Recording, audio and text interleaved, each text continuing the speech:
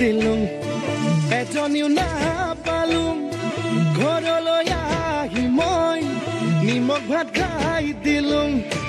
এজনী ছোৱালী মই বহুত ভাল পাইছিলোঁ এটালৈ পলাই গ'ল